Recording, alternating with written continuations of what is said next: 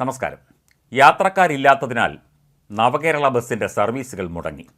Garuda premium ബസ്സായി കോഴിക്കോട് ബംഗളൂരു റൂട്ടിലായിരുന്നു service. ചൊവ്വാഴ്ച മുതൽ ബസ് സർവീസ് നടത്തുന്നില്ല. 5 പേർ മാത്രമാണ് ഈ ദിവസങ്ങളിൽ ടിക്കറ്റ് ബുക്ക് ചെയ്തത്. തിങ്കളാഴ്ച സർവീസ് നടത്തിയെങ്കിലും ചുരുങ്ങിയ യാത്രക്കാർ മാത്രമേ ഉണ്ടായിരുന്നുള്ളൂ. 14,000 രൂപയാണ് ബുധനാഴ്ചത്തെ വരുമാനം. ബുക്ക് ചെയ്യാതെ വഴിയിൽ നിന്ന് യാത്രക്കാർ കയറുമെന്ന് പ്രതീക്ഷിച്ചെങ്കിലും അതുണ്ടായില്ല എന്ന് KSRTC അറിയിച്ചു. എന്നാൽ ഞായറാഴ്ച 55,000 രൂപയോളം വരുമാനമുണ്ടായിരുന്നു. ബസ് സർവീസ് തുടങ്ങിയ ശേഷം യാത്രക്കാർ ഇത്രയും കുറയുന്നത് ഇതാദ്യമായിട്ടാണ്.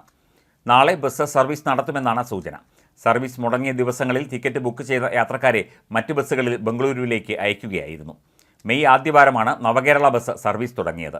നഷ്ടമില്ലാതെയാണ് ഇതുവരെ സർവീസ് നടത്തിയത് എന്നും KSRTC അറിയിച്ചു. മെയ് 5 മുതലാണ് കോഴിക്കോട് ബംഗളൂരു റൂട്ടിൽ ബസ് സർവീസ് നടത്തിയിരുന്നത്. നവകേരള സദസ്സിൻ്റെ ഭാഗമായി മുഖ്യമന്ത്രി പിണറായി വിജയനും മന്ത്രിമാരും സഞ്ചരിച്ച ബസ്സായിരുന്നു ഇത്. ആധുനിക രീതിയിൽ AC ഫിറ്റ് ചെയ്ത ബസ്സിൽ 26 പുഷ്ബാക്ക് സീറ്റുകളാണ് ഉള്ളത്.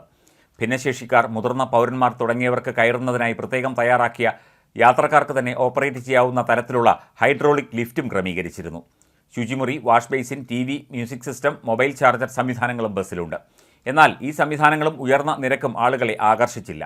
നവകേരള ബസ് കട്ടപ്പുറത്താകാതെ സംരക്ഷിക്കേണ്ടത് KSRTCയുടെ മാത്രമല്ല സർക്കാരിൻ്റെ കൂടി അഭിമാന പ്രശ്നമാണ്. വിഷയത്തിൽ മന്ത്രി KB ഗണേഷ് കുമാർ ഇടപെടുമെന്നാണ് ലഭിക്കുന്ന വിവരം.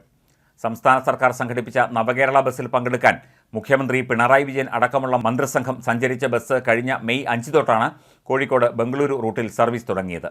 മുഖ്യമന്ത്രി അടക്കമുള്ളവർ സഞ്ചരിച്ച ബസ്സെന്ന് കൊട്ടിഘോഷിച്ചാണ് സർവീസ് ആരംഭിച്ചത്. ബസ്സിന് സർവീസ് നടത്താനാകാത്തത് സംസ്ഥാന സർക്കാരിൻ്റെ അഭിമാന പ്രശ്നം തന്നെയാകും.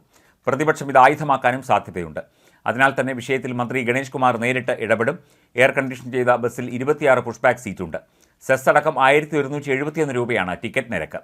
ശുചിമുറി, hydraulic lift, wash basin, television, music system, mobile charger സൗകര്യങ്ങൾക്ക് പുറമെ ലഗേജും സൂക്ഷിക്കാൻ സാധിക്കും. നവകേരള യാത്രയ്ക്ക് ഉപയോഗിച്ച സമയത്തുള്ള നിറത്തിലോ ബോഡിയിലോ മാറ്റം വരുത്താതെ തന്നെയാണ് ബസ് സർവീസ് ആരംഭിച്ചത്. അന്ന് മുഖ്യമന്ത്രിക്ക് ഇരിക്കാൻ ഒരുക്കിയ ചെയർ മാറ്റി ഡബിൾ സീറ്റ് ആക്കിയിരുന്നു. കോഴിക്കോട് ബംഗളൂരു റൂട്ടിൽ KSRTC AC ബസ് കുറവായതിനാൽ സർവീസ് യാത്രക്കാർക്കേറെ സഹായകരമാകും എന്നായിരുന്നു അധികൃതരുടെ പ്രതീക്ഷ. പക്ഷേ അതുണ്ടായില്ല.